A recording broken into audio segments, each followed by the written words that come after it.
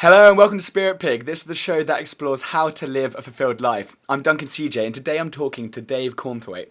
Dave is an adventurer, writer and filmmaker and is best known for his Expedition 1000 project, which is a plan to undertake 25 separate journeys of 1,000 miles or more, each using a different form of non-motorised transport. He's written 3 books, spoken to audiences on 6 different continents and broken, I think, last time I checked, it was 9 Guinness World Records. Including travelling the furthest distance on longboard after he skated from 5,823 kilometres from Perth to Brisbane. Dave, it's so good to chat with you today. Thanks so much for being here. Mate, thanks very much for having me. This is I mentioned it in our email. As in, when I first started, I had my little Excel spreadsheet of like some of my go-to people who I was really keen to get on the show. And the second I heard that you skateboarded from one side of Australia to the other, I was like, this is a guy I absolutely have to talk to. And you've appeared in multiple books. I think on the Escape the City, the Escape Manifesto, and you've written, like I said, 3 books of your own. But one of the things you're really well known for is this phrase, "Say yes more." Could you maybe just explain like the power of this phrase, or what exactly? I mean, it's kind of self-explanatory in the title, but just what is the power of that phrase?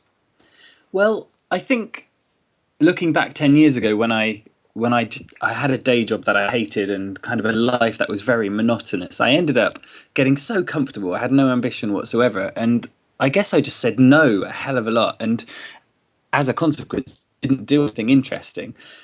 So after a while, I just decided that that wouldn't do, because I was just basically wasting my potential as a human being, and I just started saying yeah. At the time, it wasn't a conscious decision to say yes, but as time went on, I realised every single time that I said yes to something that scared me, something that was different, took me out of my comfort zone, usually something that other people said, "Dave, you'll die," or "you'll fail."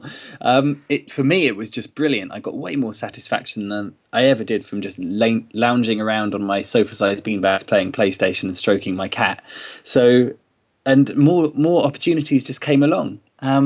So I think that's the power of it, just embracing life and not being afraid to take on things that we don't necessarily know we can complete. And definitely people who've started living with that message in the last couple of years, in my circle of friends, have definitely gone on to do some really cool things. And yes, it's just about going forward. If you say no, you're definitely not progressing. And you mentioned some of them there, but like, what are some of the sort of the tangible benefits you've personally seen in your life as as a result of just adopting this yes mindset? Oh, mate, everything. I'm such a different person to the just sad loser that I was a decade ago. I honestly spent 8 to 10 hours a day playing PlayStation, and now I just live totally freely. I live out of 2 bags. I have done for 7 years. I don't kind of really feel this need to have a home or a job or even any kind of fixed income, which it took a little while to get used to, but now I'm so happy with, because I've just got freedom. I wake up every morning, my time is my own, and I think that's the best benefit of it. But at the same time, I'm not scared to do anything. Every time I come up with an idea that ordinarily you'd come up with a mate in a pub over a pint, and then once upon a time, I used to wake up the next morning and think, "Oh, that was a nice night. Definitely not going to do that. Let's go to work again and hate myself." Now it's just like, well, of course I'm going to do that. It sounds ridiculous. That exactly. It's quite funny how actually there's more than one person I've interviewed. Their crazy harebrained ideas have come up having a pint with a mate, and actually, like you said, to actually act on it, that's the strange thing. I mean, rather than going back to the sort of the status quo, going back to your work, to actually act on it, and through that action, some unbelievable things have come about as a result. Yeah, absolutely. I mean, nothing happens if you don't act on your ideas, on those little seeds of genius that come along at the most weird times sometimes. And if you don't act on anything, then you're just going to be a completely static person who just exists. And there's no point in that. There really isn't. Have you always had this sort of confidence where it's just to act on your ideas, or has this been something which you've worked quite hard at, and you've had to work hard to build up, or have you always sort of believed in yourself and backed your ideas? I think when I was a kid, I was a pretty shy, nervous human, and then I guess when I went to university, I started up a couple of projects, but then I just kind of got seduced by what I thought life was supposed to be about for a Western adult, and ended up with my job and my mortgage and long-term girlfriend who I didn't really like. And then, it's just what was supposed to happen, wasn't it? And then I guess ever since I woke up on my 25th birthday and just decided, no, dude, you absolutely just have to live now. Otherwise, there's just no point in being around. You're just going to end up kind of, checking in frozen foods in the co-op. And I'm sorry, but I think we've all got more potential than that. I think it's really good that we all do a job that we absolutely hate for about a year, just to make us realise exactly what we don't want to do, and then we should go and actually friggin' live.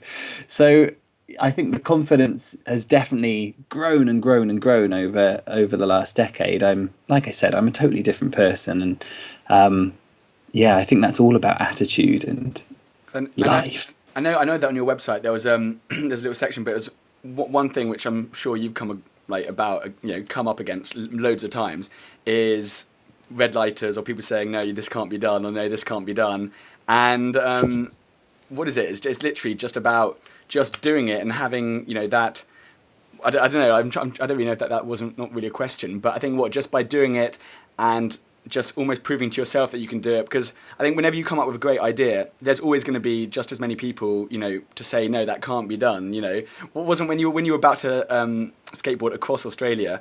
Wasn't there you going to some people saying you're going to die, you're going to get sunstroke within 2 seconds, you'll never make it? And how have you dealt with these? Just that self-belief, I guess, like you just mentioned a second ago. Yeah, I guess so. I mean, it's not easy sometimes to have people saying nasty things about you or telling you that basically your ultimate dream is nonsense. But it's always the case, even in modern day life. You see, I kind of walk into businesses now and there's so much internal politics and everyone hating each other, and it's just because they hate themselves. So, when I came up with the idea to skateboard across Australia, I did have so many people say there's just no way that this is possible. There's a reason no one's done this before. First of all, you've got a big shock of red hair. You definitely shouldn't be going to one of the hottest countries in the world. On and on and on and on. And, some part of you thinks, do these people know better than I do? And then you just think, you know what? Just bugger them. They're only talking to themselves, basically. Every single time I come up with a mad, zany project, I have people saying that I can't do it. And then when I go off and do it, then they just hate me for some other reason. So who cares, And I think what it really comes down to is every time someone gives you a little bit of hate or a little bit of misinformation, or they basically just want to tear you down, they're just talking to themselves. They're just saying exactly why they're not out there living epic life and doing really cool stuff. And it really does come down to that. So yeah, like you said, on my website now, I like taking everything and just turning it positive energy. So I've got a page called They Need a Hug, where every time I get a little message of hate or bother, or someone not really understanding what I'm trying to do and then just assuming that it's for the wrong reasons, then I just pop them on there. It's so funny about not this project, but on a previous one, this property one I was doing. I got one of the best hate mails ever. It cracked me up. I've still got it. I mean, it's in my file somewhere. It was literally somebody watched something I did, and he's like, "That is half an hour I am never getting back." And then listed it, and it was just tearing into it, and it cracked me up. I mean, it was like, sure. I mean, it could have been a lot better, but I think you've got to see the humour in these things and actually not take them too seriously. Absolutely, because you can't take somebody seriously if they've got the time to list all of the things that they can ever get back from a podcast that they didn't enjoy. It's just like, well, if you didn't enjoy it, you should have just moved on and done something that you did enjoy rather than focusing on it for another 2 hours. Oh god, that's so funny. You also described, I saw that that you've learned way more from failing than you've ever done in succeeding. What are some sort of notable failures and lessons learned along the way?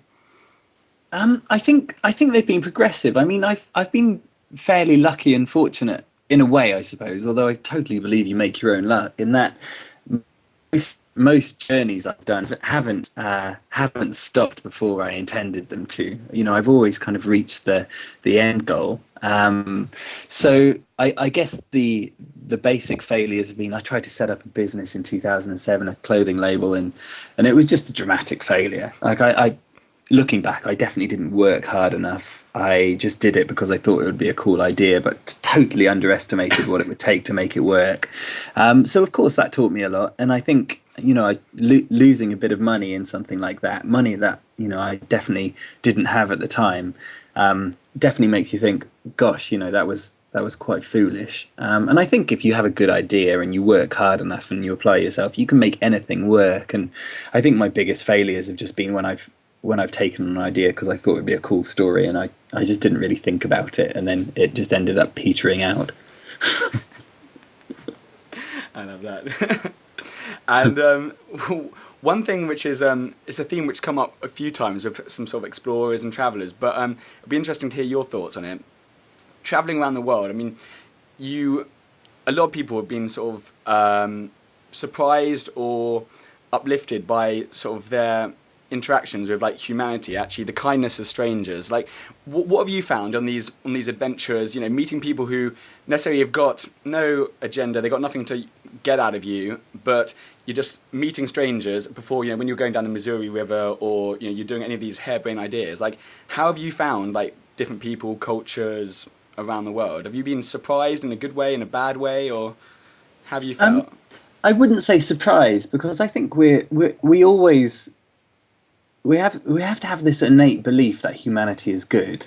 We're all the same when we're born. It just happens that we're all born in different places to different families who believe in different things, and that's those formative years are what really shapes us as humans. But I love adventure for that very reason, that it totally refreshes my belief in humanity on a daily basis. If you kind of stopped and just lived in your hometown and just read the news, then you'd think that all humans were utter assholes and they're just prepared to kill and rob and rape and murder and beat everybody else up. And that, and actually, yeah, there are quite a few people who are total idiots, but it's a minority still. Yeah. And just riding along a long road on a four-wheel pedal car, or paddleboarding down the Mississippi, or swimming the Missouri, or any of these journeys, you've got a story to you, and you've put some faith in something, that in hope rather than certainty, and you've got some determination, and that is so magnetic. It just draws strangers to you. And I love kind of saying that strangers are just friends waiting to happen, because they really, really are. I've made so many friends on my trips, and really, really good people that I wouldn't have met had I not been doing that thing. And every time I stop and, I don't know, I'm sitting at my laptop editing or writing for a couple of months, I just slowly get that yearning back to go off on a journey and just get that creative, bulge that comes from meeting cool people and having great conversations in weird places, being offered a beer or a meal or a shower within seconds of meeting somebody. You walk around London and a stranger is never ever going to say, "Oh, do you want to come back to my house? You can sleep there." It's crazy. But that happens pretty much every single day. My friend Sarah Ooten, here's a really good example. She sent a newsletter out this morning. She's, since April 1st, 2011, she's been rounding the planet under her own steam, rowing, cycling and kayaking around the planet. She's just reached the east coast of America, having cycled all the way across from the west coast of Alaska in winter. And, one of her little stories was, there's so many snippets in her newsletter, you should definitely tune into it. One of the stories was, here's this chap from a gas station. I just stopped in there. I told him what I was doing. I obviously had a bag laden full of bags and panniers. And he refused to charge her for anything. This is just a dude in a gas station, and he literally just filled up her bags with snacks and said, "Good luck," It's just brilliant. And that's why adventure's so important. It just brings goodness out of people. It just shows what we're capable of personally. And I think life would be ever so dull without adventure. I think that was such a good answer. I mean, when you were talking at the beginning, I was just nodding my head, like the bit at the end as well. But just the bit about, if you turn on the news, it's, I mean, you were just told like rape, murder, famine, like drought. As in, you can only, you're just basically just showcased like the worst, going on. Because I think what's important to realise is that, not good or bad, but as in, a newspaper or media or people, it's a business, and their business is to make money. and bad stories sell more newspaper than good stories. Or if you go to the newsstand and it's like, yeah, everything's good today, then probably not many people are going to buy it. So you can almost detach yourself and not get so drawn into all the negativity, because it paints quite a bleak picture of humanity. But like you just said, traveling really just restores your confidence in human nature and actually the kindness of people just all around the world, which is amazing. I love that. Absolutely. And I think it's just this proliferation of power of storytelling, and you can choose whether to tell a bad story, a sad story, a story packed with fear, or just one full of hope. And I think it's really important that we don't just accept that, yes, while these businesses need to make money, they just assume that the bad stories are the money makers and the spinners. And sure, everyone loves a little bit of a failing story, but frankly, I couldn't give a hoot whether a politician has been sleeping around on his wife. I just don't care. I mean, what, obviously a bit of an idiot, but at the same time, why is it all over the front page? Concentrate on something decent. Let's try and make some positive change in the world. And I think whether you're telling a story up on stage or writing a book or doing a really enthusiastic podcast or you're a journalist writing for a newspaper, I think we really need to realize the power of the stories that we're sharing, because they affect so many other people, many people you won't even know they've affected. And that's the real heart of it. And this is why I think we mentioned these haters before. I think many people just don't really understand what's going on in the rest of the world, because all they do is see the news and read newspapers, and they just think, oh my gosh, if I travelled anywhere, then I'm going to die. It's and that's nonsense. It's utter nonsense.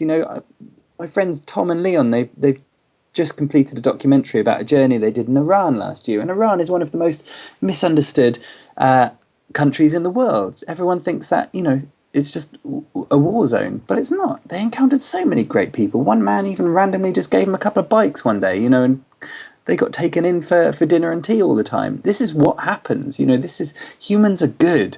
Don't read the news. Simply, just go and live it. Well said. I love that. And as well as having, obviously, these incredible adventures, you've been able to use your travels and your adventures as sort of a platform to raise awareness and trying to raise £1 million for incredible causes. And one which was a really great story is the copperfield.org. What does it feel like to know that sort of?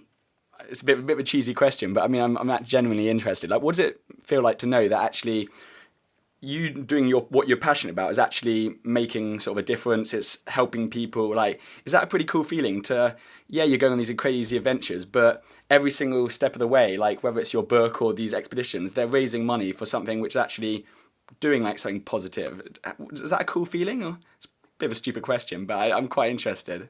Yeah, it's an interesting part of it, actually, because there's so many folks who are starting to go off on their own adventures now, which is brilliant, but they feel like they have to raise money for a good cause in order for it to be, a respected endeavour. But actually, for me, all I wanted to do was get away from the life that had made me totally stale at the beginning. I just wanted to go off and do something. Yeah, I wanted to prove that I could achieve something that I'd never achieved before, but also I think I needed to prove to myself that I was capable of more than I'd ever given myself credit for.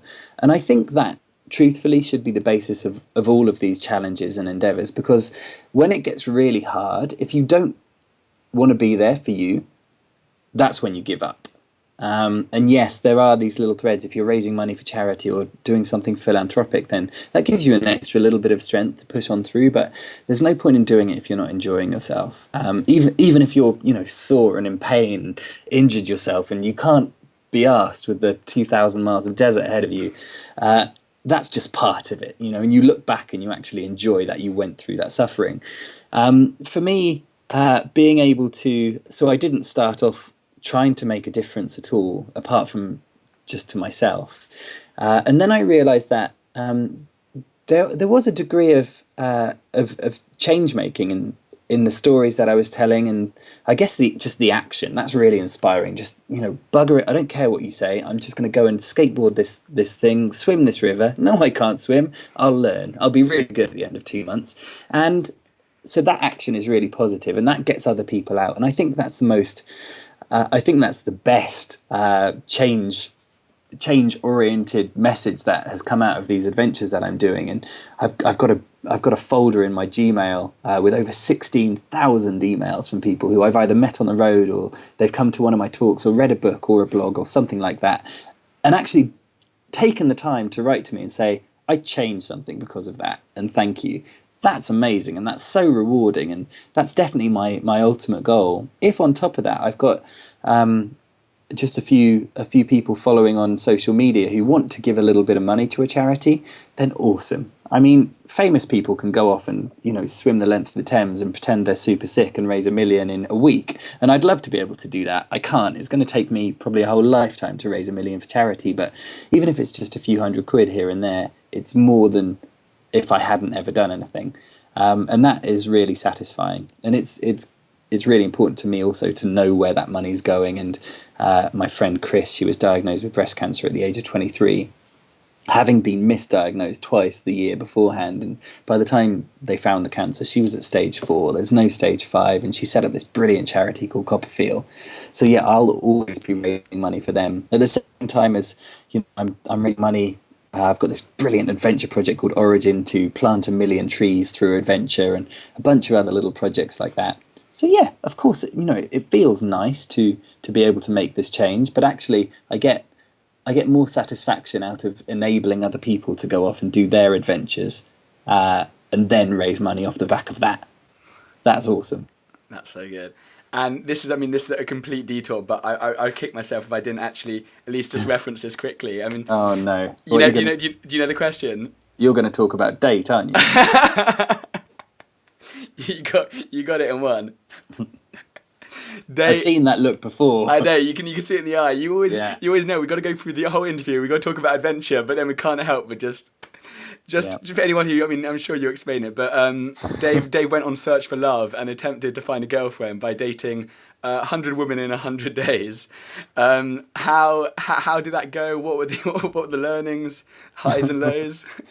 Well, I think I should preface it by saying that I never really had that much confidence with women, and I guess through my early 20s, if I was ever in a coffee shop or a bar and I saw someone I was attracted to, I never had the guts to go up to them and just say, do you want a drink? Do you want to chat?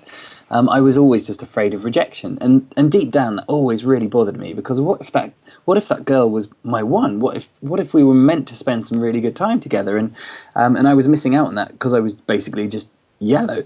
So I decided to do this challenge, one, because I was in a period of my life where things were getting cool and I was single, but I really wanted to share those experiences directly with somebody. And at the same time, I've always had this fascination with this all-commanding realm of men versus women and men with women, and just how biology and politics and everything just combines, and that wonderful chemistry you get also when you meet somebody who you really like.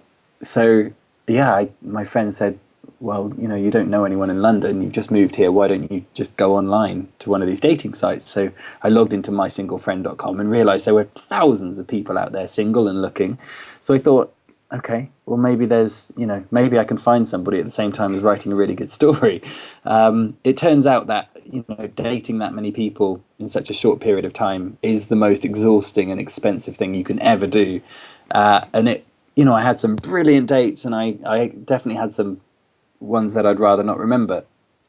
I don't recommend anyone go off and do it unless you've got a great deal of money at your disposal and a lot of patience.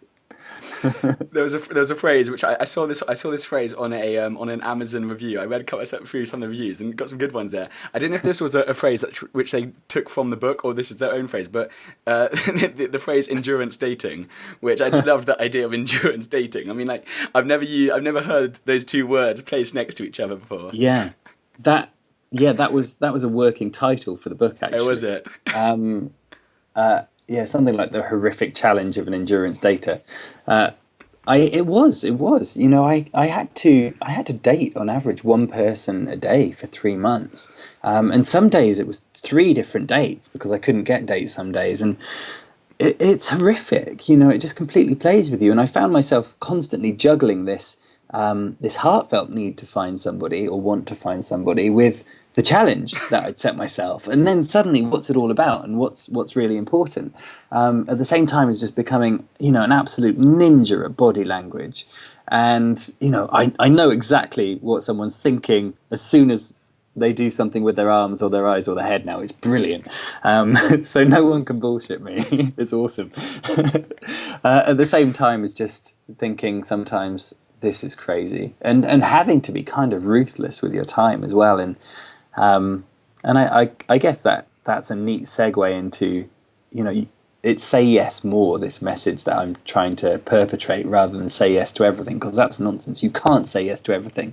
I say no more now than I ever did in my life, but saying yes really enables you to maximize what you get from your time and understand what enriches you, and then just go for that. And then sometimes, I don't know, a girl from Yorkshire who pretended to be someone she wasn't on the social media when we were chatting for a week, and I was really excited to meet her. And then we met in a coffee shop, and she looked totally different. She acted totally different. She had a northern accent, which she never told me, and I don't think that's fair, And so it's the importance between knowing whether to say, whether you're just saying no because it's something which you're scared of, or saying no because it's something which you actually genuinely don't want to do. If it's the first one, that it's something you're scared of but excited, but you don't want to, then that's a no. That should be a yes. Absolutely. So a justified no is, sorry, you've misrepresented yourself on the internet. I'm going to meet my allotted 30-minute deadline for this date, and I have to go. Versus, I'd like to cycle across America. I've always wanted to do that, but my family don't really want me to do it, and all of that stuff. And you just got to say, you know what, the things you'll experience on that journey are so worth all the bother you'll get at the beginning when you decide to properly do it from everyone around you. And once you do it, they'll all say, oh, well done. That's really nice. And they'll go back to their day jobs, and you'll just be looking for the next adventure. Incredible. We've got a couple of speed round questions just to wrap up. But what does a fulfilled life mean to you? I think fulfillment and success and all of these things are measured on so many different variables for different people. But for me, if I can wake up each morning looking forward to the day I've got ahead, that's enough.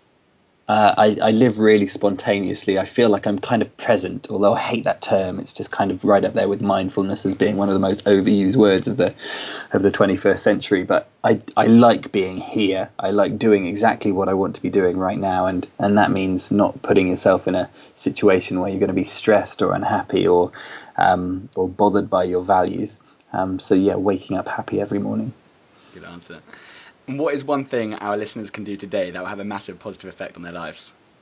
Well, the cheesy answer is just say yes to something that you've never said yes to before. I always try and encourage people to do something new every day, even if it's really, really small, even if it's just pop a blindfold on and walk around your house and work out what it would be like to walk around that house if you were blind. You'd see it in a totally different light, no pun intended. So get out there and just try something new, go and spend one night a week camping in your garden if you can't get further out and sleep on a hill. And just remember that I think each one of us is incredibly powerful to the people around us. And the only thing more powerful or more seductive than positivity is negativity. So be a positive influence. If someone comes up to you in the future and says, I really want to do this thing, and you think your first instinct is, are you sure? You'll probably fail. You might die. And then think, gosh, it took them some guts to even say it out loud to me. Just be supportive. You can either be the little angel on someone's shoulder, powering them through and helping them be a success in their own lives, or you can just be that nonsense little gremlin, and basically you're just, a version of Fox News on someone's shoulder. Don't ever be Fox News.